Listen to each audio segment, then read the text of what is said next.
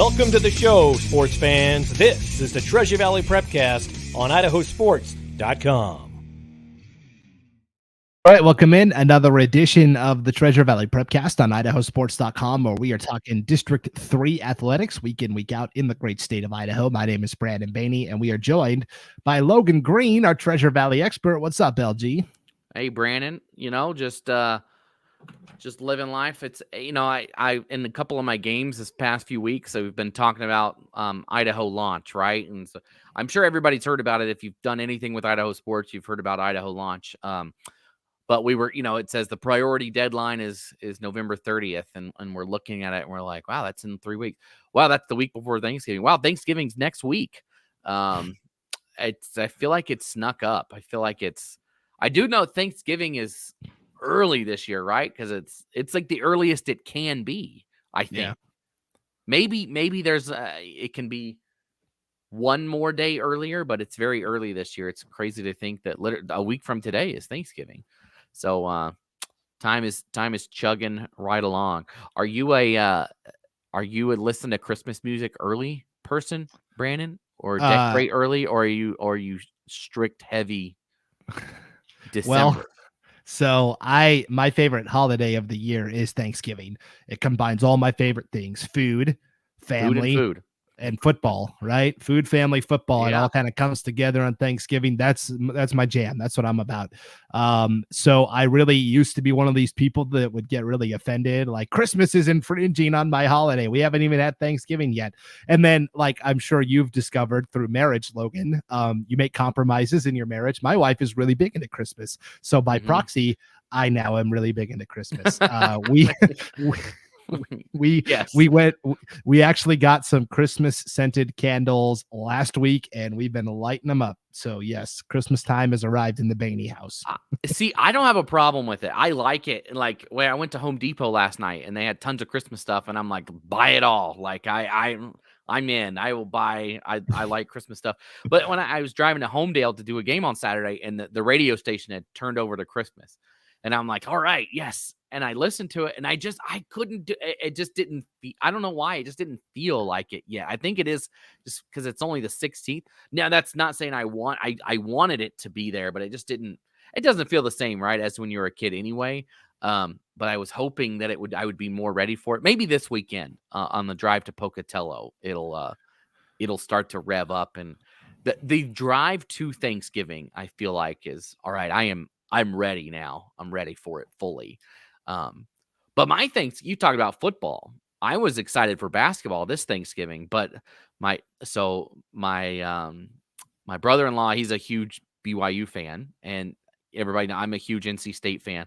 Well, they're both playing in one of those holiday tournaments in Las Vegas this year.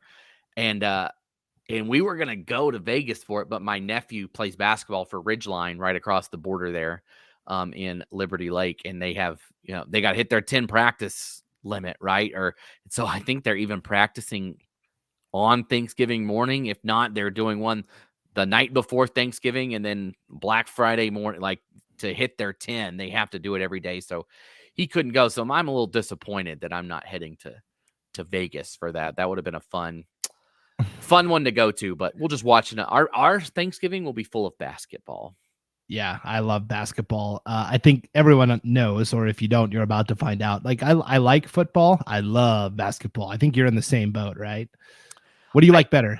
I don't know. That's a hard question. If you ask me in the middle of football season, football is my favorite. If you ask me in the middle of basketball season, basketball. It kind of goes. I will say this: professionally, I am an NFL fan more than an NBA fan. I like the Hornets, but they're, not like enough to, like, be dedicated to the Hornets like I should be. The Panthers, I will watch every game of this putrid season. I have sat through and watched, and so, at least from a fan perspective, I enjoy my NFL team more than my NBA team. But when it comes to college basketball, where I grew up, that is it, right? Is college basketball reigns supreme. And so I go back and forth. It's a tough question. You can't ask me that right in the middle of both of them. Yeah. Well, and that's the problem. And I think I've this is my annual diatribe where I complain about the blurred lines. That's how I feel lately, Logan, because yes, we have girls basketball has already started in the state of Idaho, which, by the way, we are finishing up our statewide girls basketball previews. We've got about 80% of them in. So if you go to IdahoSports.com by the end of the week, all of the previews will be in for girls basketball. And what should be a great celebration, a signature opening. I mean, Coeur d'Alene and Hawaii played last night in girls hoops, Logan. Did anybody know that besides the Coeur d'Alene and Hawaii fans? Probably not, because the start of girls basketball season every year gets overshadowed by the semifinals and the championships for football. Yeah. I hate. No, I agree. So a couple of years ago, it was a neutral site game. It was Cary and Garden Valley.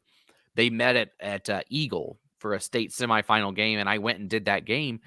And there was a basketball game going on, and I felt like everybody was out there at the football game.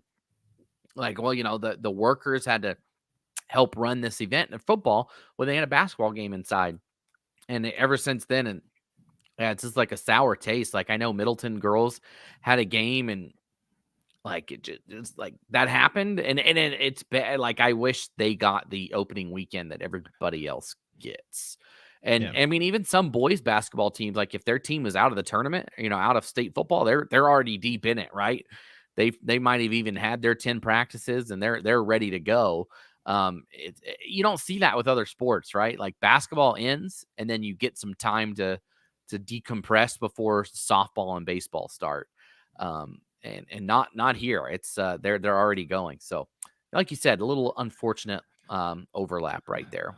I just don't know how we can't figure this out, Logan. I have lived in Montana for most of my life. I have also lived and worked in sports broadcasting in Wyoming and Nebraska, and none of those states have, and I've even covered teams in Colorado and stuff. None of those states have this crossing of sports seasons. I don't understand why Idaho can't. And I'm trying to figure out a nice way to say this. Idaho seems to be really slow to change on some things. Well, it's just the way it's always been, and that's the way we're doing it. I know you as an out-of-stater and me as an out-of-stater have noticed that from people that have lived in Idaho their entire lives, specifically when it comes to like changing things in terms of sports, especially. Yeah, and I mean, there's another event that we could talk about that just happened a couple weeks ago that probably needs to look at a change. Yeah. But I don't know. There's multiple ways, right, to gut a fish, or whatever your favorite saying on that is. There's lots of ways that we can do this. I don't know. This is a question, for maybe one of our off-season prepcasts that we did last summer. Because you could move state basketball back maybe a little bit, but then even then you're pushing up the start of half the teams can't even play baseball in early March.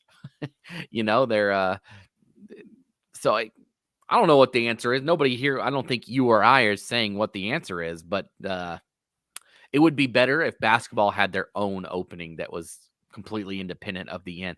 Because even it's like everything is still going on. There's still a lot of parts moving around right now. And like you said, stuff just goes flying right under the radar. Yeah, I think I have an idea that would, I mean, it's always easier to say it than to actually do it, but you take a week from fall and you add a week to winter, where and there's too many football teams that are qualifying for the playoffs. I think everybody can agree on that. There are several, so lop off that opening round of the playoffs, get rid of it.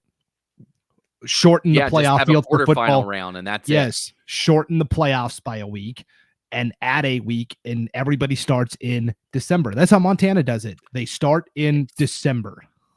It's not a bad option, Brandon. I mean, you look at it like it is what it is, right? We had blowouts this week in state football. Yeah. Like, and honestly, the week before, was there, you guys talked about this on the 8-man Prepcast, there wasn't many close games in the in the quarterfinals.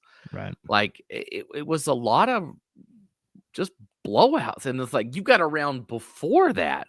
I mean, heck, 4A, 16 teams, 16 of 24 get in, that's like you can just have a heartbeat and you make it to state and 4A football. And yeah, maybe there needs to be, some cutbacks here on that. And I mean, that's a great idea, right? And yeah, it sucks for some teams that aren't going to get in. But you know what? Like I said on the other one, you want to get in, be one of the best 8 teams. Like, don't, and you know what? That's going to open a whole other can of worms. Oh, I didn't get in, and some at-large teams didn't get in, and I can see that, but we can adjust how that occurs.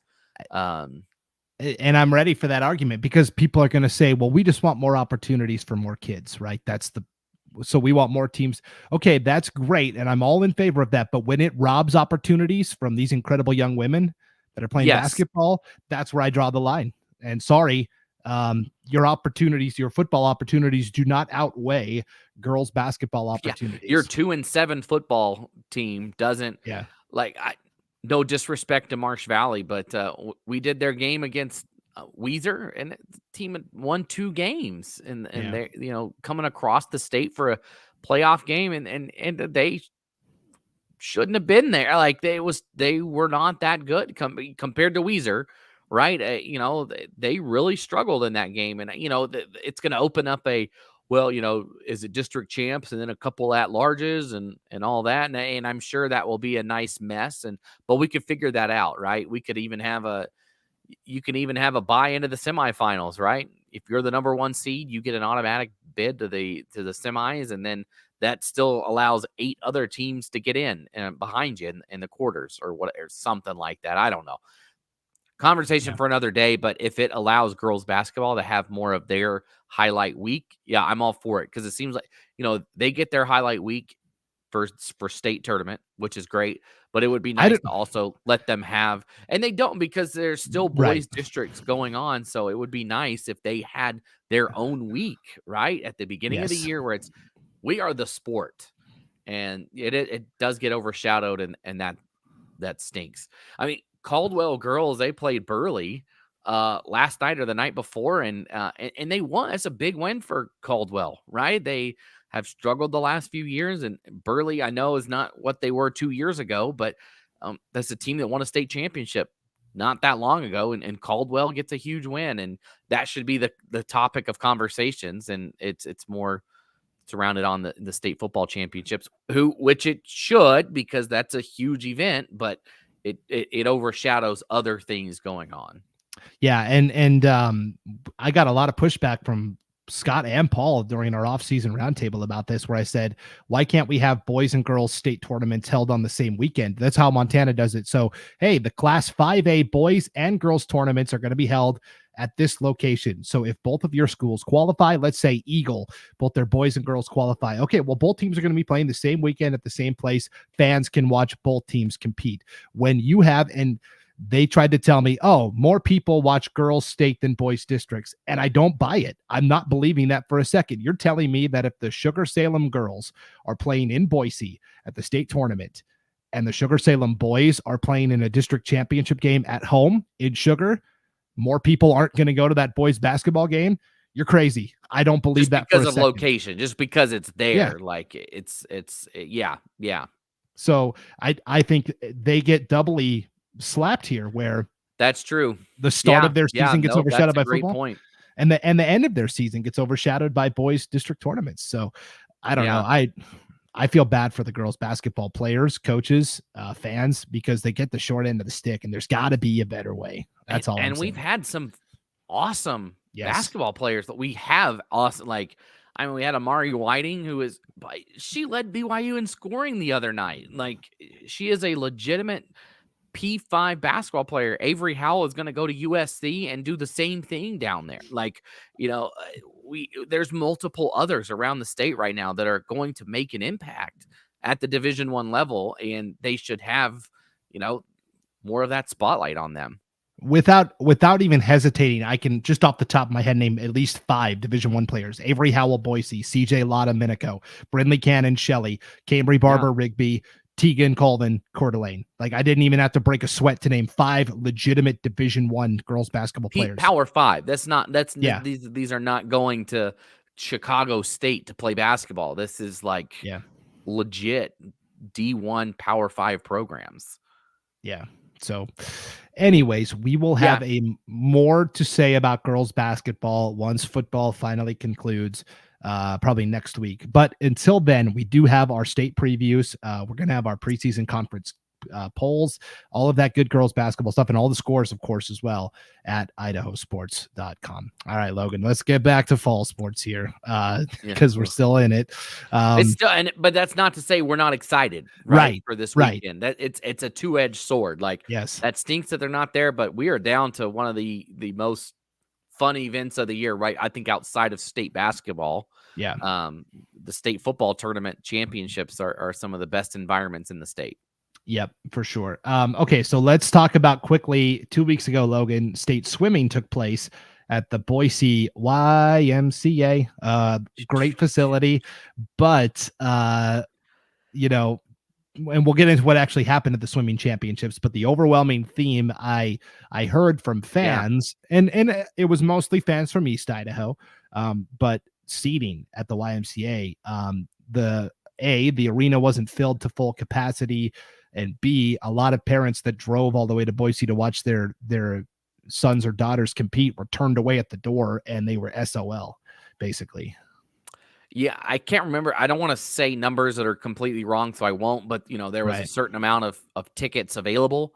And then if you looked at the ratio to actual swimmers, there wasn't 2 tickets per swimmer available.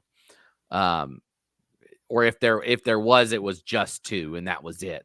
But it might have been like 1.5 or something if you looked at the ratio. So you have to decide which parent gets to go in and see you compete at a state tournament. I get it. Swimming is not going to bring in, it's not going to fill the Kibbe Dome. It's not going to fill Holt Arena like a state championship football game would. But every parent should have the opportunity to go. And it's interesting. And I don't know, maybe this will change in the future. If they're going to use the Boise Y, terrific. But there's this new Idaho Central Aquatic Center in Boise that held some national tournaments this summer and seats around 1,000 people from what I can tell there. Maybe that's an option going forward. And if it's not, it should be at least looked at. I mean, I don't think that we're wrong in saying that an arena that can sit over 1,000 people, that is built for swimming competitions, not just, this is the YMCA that happens to have a pool. This is a pool built for championship type events that has over 1,000 seats in it. This should be considered in the future going forward. And this is not the conversation of east, west, north, south. Here's a facility in the state that can accommodate everyone. And if it was in Riggins, we'd do it in Riggins, I think. I don't think it matters where that venue is. I think we have a venue, and we should look at using that going forward. And I don't know, maybe there was a conflict with the schedule. I don't know. So we're not saying anything there, but that should be something that's looked at going forward to using that facility. Yeah. And the reality is there are no other facilities in the state, East Idaho, North Idaho, that could host.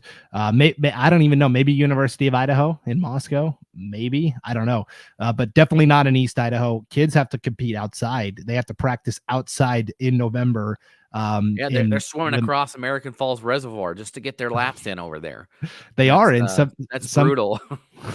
Some teams are having to practice at like 10:30 at night because there's just limited lane space. And so I get it. Boise is perfectly good to host. And I think this new facility will alleviate some of those problems. We just wanted to let everybody know, the fans, that we heard you. We understand your frustrations definitely with not being able to watch your athletes compete this year. I mean, I thought we were past that, right? With COVID. That was a whole gripe with COVID, is people couldn't get in, and it rears its head again at a state tournament. So yeah. Not fun.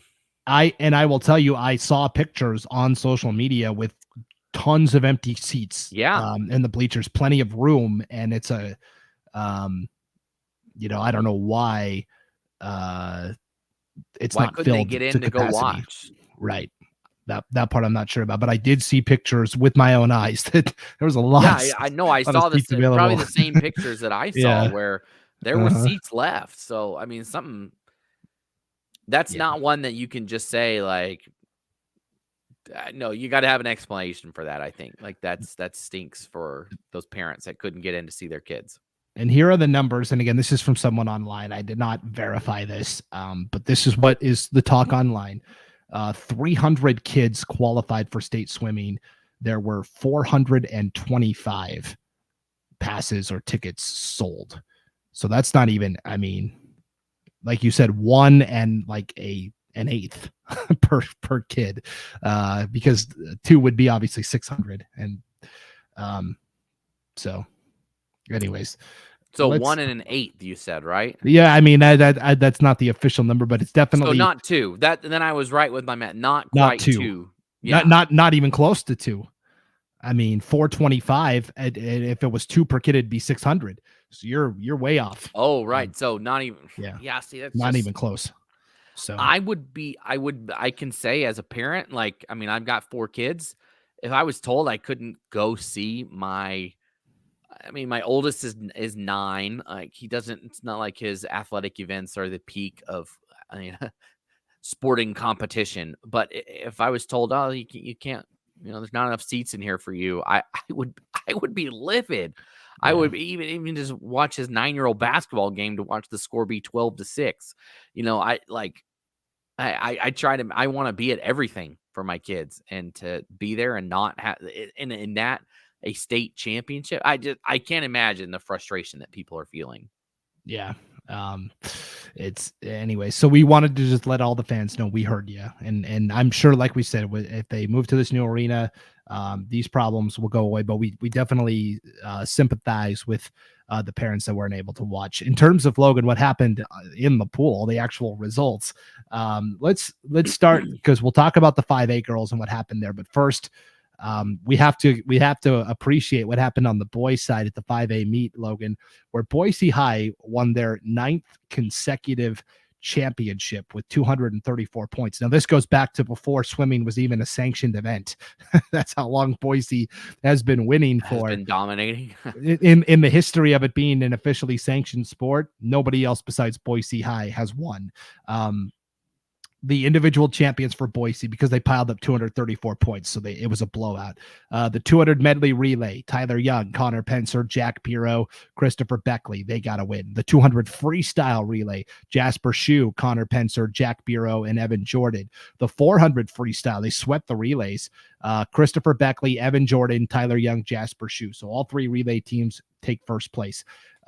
Tyler Young of Boise also wins the 100 backstroke with a time of 53:54. Top individual, though, Logan, at the 5A boys meet was Jacob Schubert from Middleton. He was a double winner in the 1 and the 200 freestyle events. So way to go, Jacob Schubert from Middleton.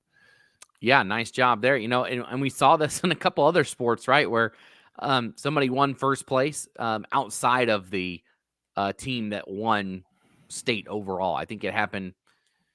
I think it happened in cross country and golf, maybe as well. But it's just always interesting in these sports how you can still win a state championship, but not as a team. So yes, for sure. Do you go back and brag and be like, "Hey, I won a trophy, you guys didn't," like, to your own team? Like, I don't think so, but I think it motivates the other guys. I think for sure. I've been part.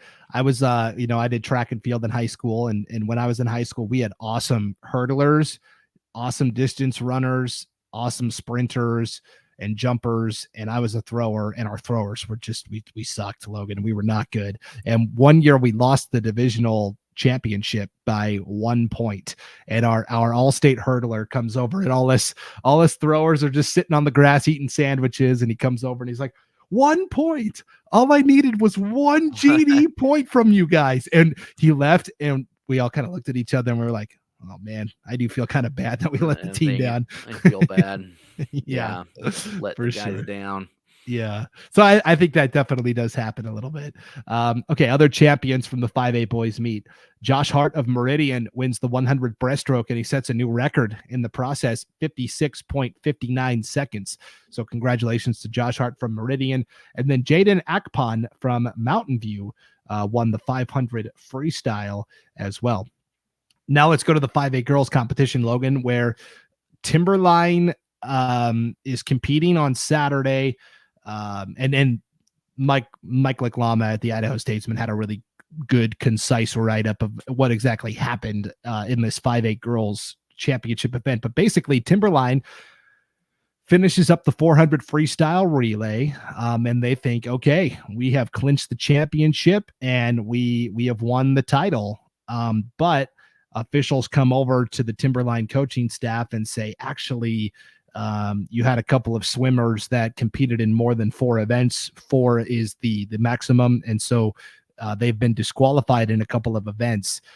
Essentially, Timberline, because of the disqualifications, lost 64 points, which dropped it from first to second. Lake City wins the girls' championship. Timberline finishes second, Logan. I think it was a big misunderstanding. Timberline had on Friday swapped out a couple of swimmers on their relays because they wanted some of those swimmers that swapped out to focus on their individual events in the prelims to qualify for the finals, which I totally understand. I think Timberline thought, okay, the rule is you can't compete in more than 4 events in a day, when the rule is you can't compete in more than 4 events over the course of the overall meet. So they had a couple of athletes compete in more than 4. It's a kind of an unfortunate situation, but Timberline seemed to take it in stride at least, and second place is still a great finish. Yeah, and that's tough. It's tough, especially to think you won, that you had it done. But I think it's easier to step back and maybe accept that when you see and like, yeah, maybe I there was a mistake here, and we did something differently that not everybody else did. So I can understand that if it was a completely well, I did exactly what everyone else did, that might be a little tougher pill to swallow, but. No matter how you cut it, you thought you won a championship and then had to have it taken away, and that's not an easy thing to do. But still, like you said, second place, still a great finish. It showed that you've got some of the best athletes in the state. I think even with that happening, you were able to get it done. And I think probably the part that maybe tastes the worst in the mouth is, what if you had somebody else in there and they had done just the same? I think that's always, I bet in their minds they could have had a very similar result with a different person in there instead. And that's probably the part that I think is the hardest of this, to know that we could have gotten it done with, person 5 instead of person 2 in there. And if we had, then we're still state champs. Right. Yeah, it's a tough situation for sure. And Timberline did well, of course, in the individual events. They did win the 400 freestyle relay. Gabriella Midget, Zoe Bitwork, Caitlin Bolt, Francesca Hunt was the anchor there. Francesca Hunt, also a double winner, Logan, in the 100 freestyle and the 100 breaststroke. She set a new state record in the 100 breaststroke with a time of 1 minute, 3.87 seconds. And then Kathy Nye from Timberline was a double winner in the 200 individual medley and the 100 butterfly. So congratulations to both Francesca Hunt and Kathy Nye for being double winners for the Wolves. And that kind of paints the picture of, yeah, I could see how they were in the mix for the championship. Other champions, Brooke Collins of Eagle won the 50 freestyle, and Keegan Neer from Rocky Mountain won the 100 backstroke as well. Yeah, congrats to everybody there at State Swimming. Lots of good performances. Just again, too bad that not as many people could get in there that maybe wanted to get in there. For sure. And quickly, we'll go over the 4A competition. Logan, I know you're going to be shocked to hear this, but Bishop Kelly did really well. Bishop Kelly did well. What do you know? Bishop Kelly on the boys' side wins their 4th title in 5 years. They get 226 points in all. Champions from BK. They swept the relays. 200 medley relay. Shea Stratton, Jack Rubaki, Cameron Shower, and Ben Rubaki. They set a new record, 1 minute, 37.76 seconds. 200 freestyle relay. Jack Rubaki, Jack Cartel, Ben Rubaki, and Adam Hansen. They set a new record in that relay as well, 1 minute, 31.08 seconds. And then the 400 freestyle relay, Logan, also won by Bishop Kelly, Jack Rubaki, Cameron Shower, Ben Rubaki, and Shea Stratton. They set a new record in this event as well, 3 minutes, 13 points. 3 for 3. 3 minutes, 13.74 seconds. So BK sweeps the relays and they set new records in every single one. That's the way to do it, right? You have your best performance at the state tournament. You can win, you can set a PR or, set some sort of record in the middle of September. And yeah, sure. But to do it at a state tournament, that is definitely going to probably get you a state championship. Yeah. Which is exactly what it did. Not that they weren't going to do it either way, but it definitely makes your case.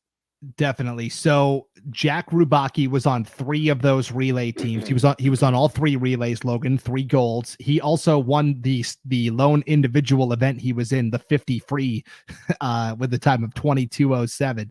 So Jack Rubaki literally went 4 for 4 in first place finishes. And so did Shea Stratton. Shea Stratton swam on 2 of the relay teams. And then he also won the 200 individual medley and the 100 backstroke.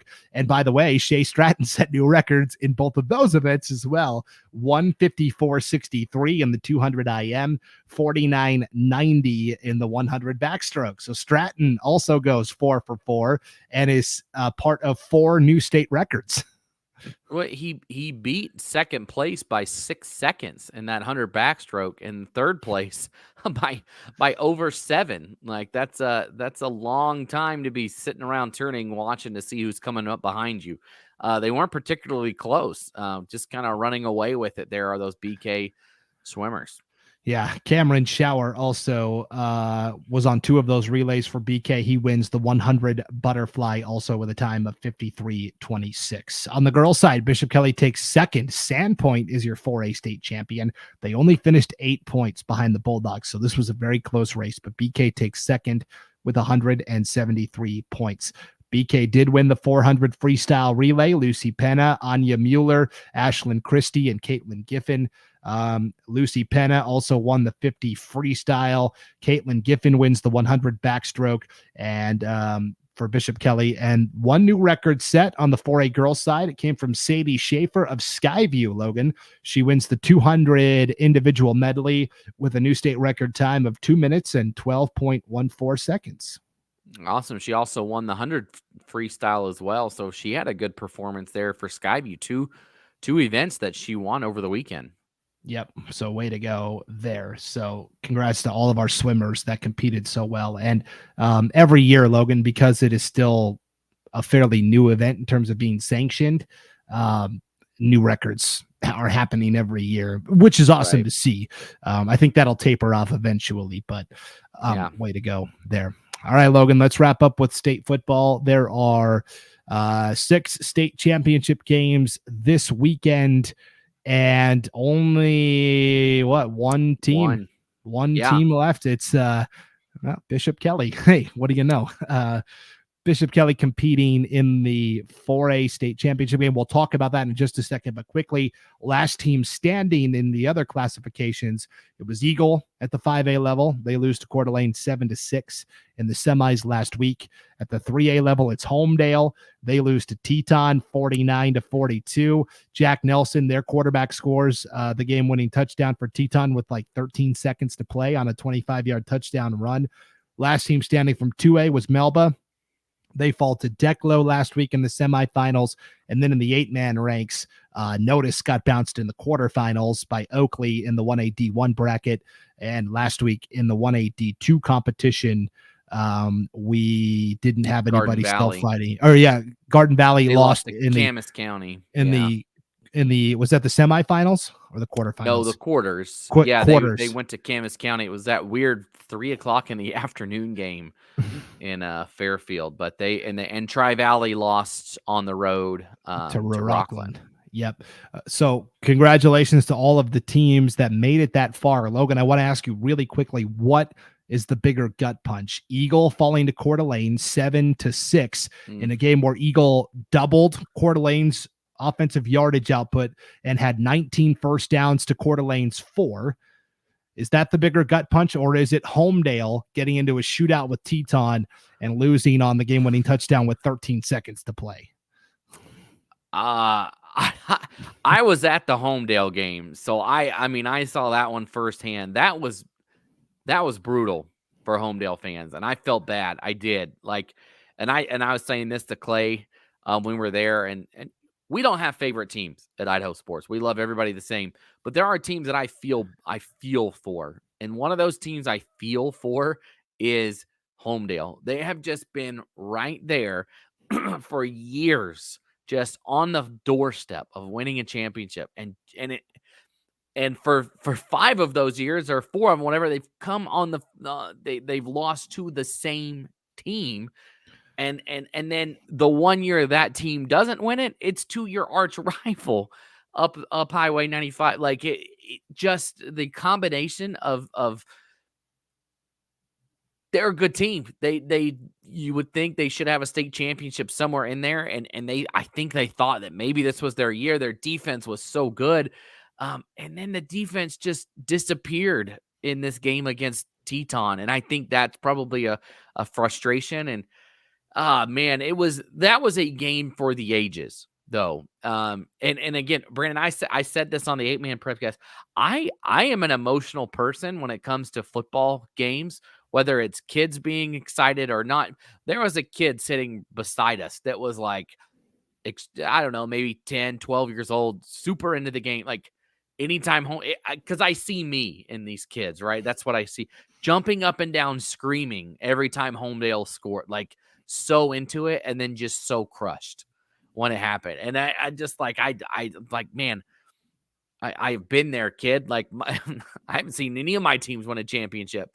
But it was tough to see for Homedale. Now, if you look at Eagle, you had a field goal to win it, and it missed, and you could argue that you were the better offensive team in that game. Like you said, doubling up the yardage, and you could just look at it and say opportunities wasted. And same with Meridian too, right? They lose to Highland on the road, and they're another team like Homedale that has been right there.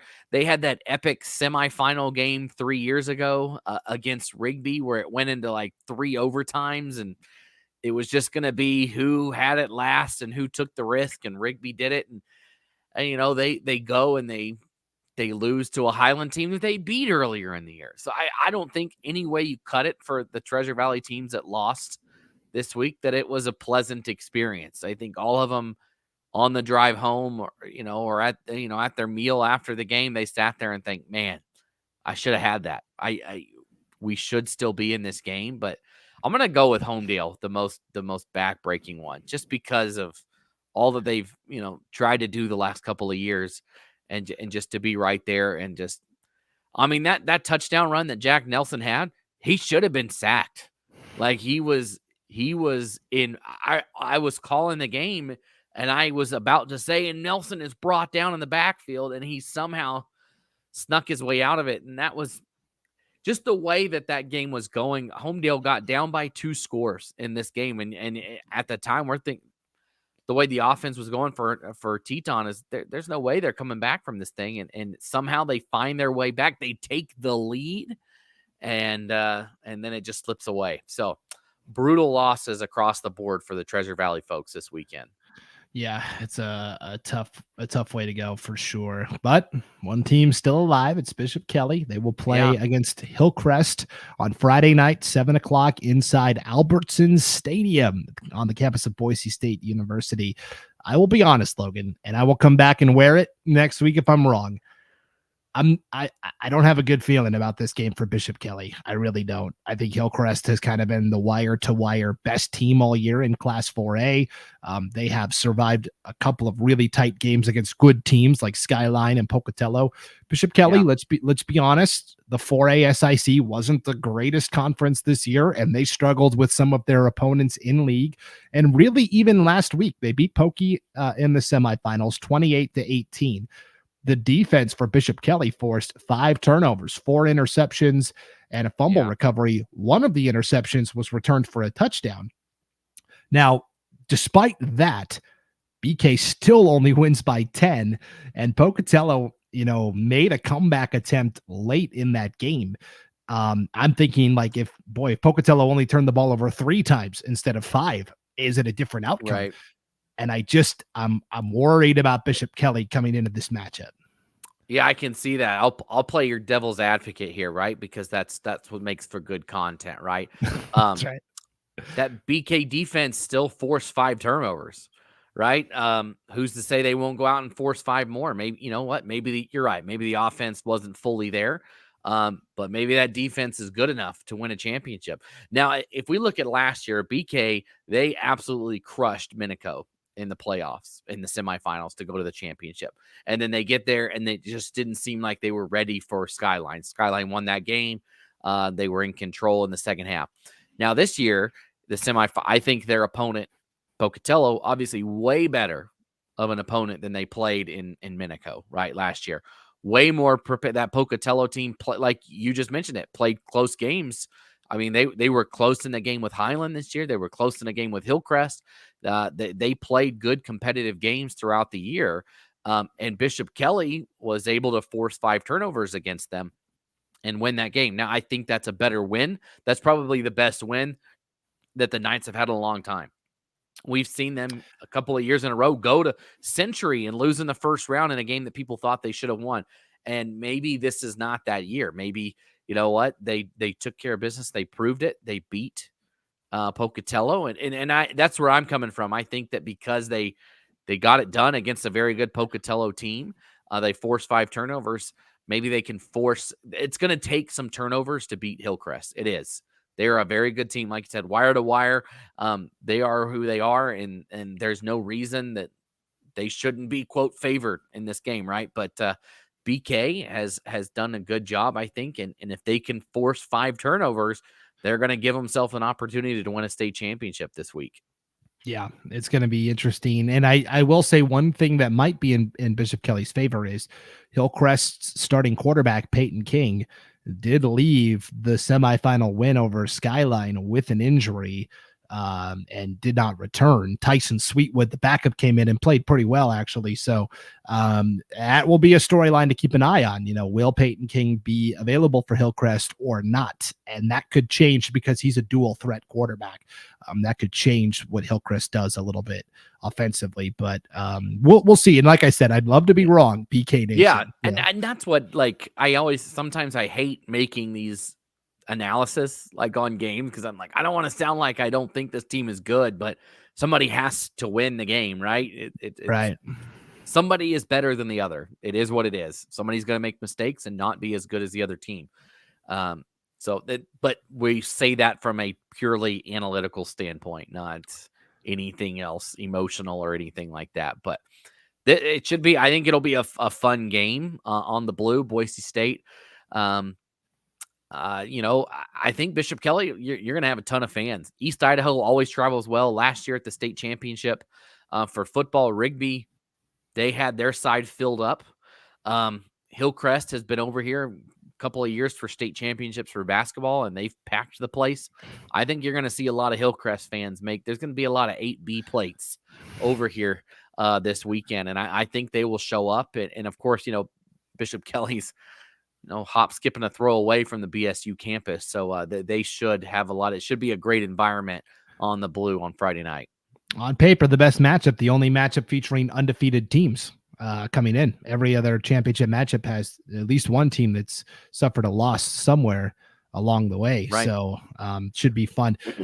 We did the IdahoSports.com pick 6 this week, where all the prepcasters pick 6 games. There's only 6 games left this week, so we picked all of our championship winners. You did pick BK. I took Hillcrest. We did have celebrity pickers this week. Yeah. Logan as well. Who was your celebrity picker? Mine was my wife, and so she picked based on here, I'm gonna pull it up real quick. I can't remember.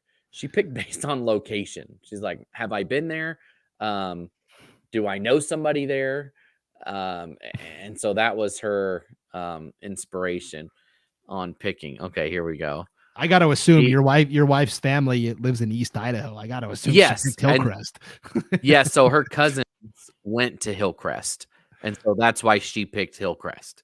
It's because her cousins went there, so you know she's gonna pick them. So my nephews, they go to Idaho Falls, but her cousins that live more in Ammon area, they went to Hillcrest, so that's why she picked them. So it wasn't personal Bishop Kelly fans; it was purely Hey, I know somebody. I've heard of that school before. Right. Yeah. She doesn't watch sports, so I had my 9-year-old nephew that lives in Montana, Robert, pick the games. He doesn't know anything about Idaho teams, obviously. So I just gave him, okay, it's the Rams versus the Vikings, like for the 5A, and the Rams are black and red, and the Vikings are blue and red. And then I just had to pick. I said, okay, for this one, they're both the Knights, Robert. It's the Knights that are black and gold versus the Knights that are red and black. And he goes, ooh, the Golden Black Knights kind of reminds me of the Vegas Golden Knights hockey team, and they're pretty good. He said, but I really like the blood red of Hillcrest. So that's why he makes that pick. Yeah, see, my high school was the Knights, so I'm all for a night, like a night, right? We were blue and gold though, and we were definitely not in a state championship, so a little different. But the Knights is a good name. You were Bizarro BK. Instead of BK, you were KB, and you guys weren't good at anything. No, we Northern Durham Knights. Yeah. We were really good in football until they built the new high school. In the mid 90s, they built a new high school, and they took all the good football players, and we were just left with the scraps. So we weren't really good at anything, but we were good at track and field. But I clearly was not a track and field athlete. But yeah, but there are 2 championships. If we're talking about mascot games, there are 2 matchups that feature Hornets and Pirates playing each other. Yeah. On the same day at the same field, which is kind of funny. They don't have to at Holt Arena. They put up the name of they don't put like Highland versus Pocatello. It says Thunder versus Storm. Whatever. So this Hornets, Pirates, they're not gonna have to change that. They just leave it the same. Yeah, it's pretty interesting who made it to the final weekend for sure. And again, as a reminder, you can listen to every single state championship game in football for free on IdahoSports.com. All you have to do is click the game streams tab up on the homepage at IdahoSports.com. All right. Well, whether you are watching football this weekend or girls basketball or even wrestling, and I think wrestling kind of gets going here pretty quick too. Enjoy the competition this weekend, everybody. For Logan Green, I'm Brandon Baney, and we will be back next week to recap it all again on the Treasure Valley Prepcast on IdahoSports.com.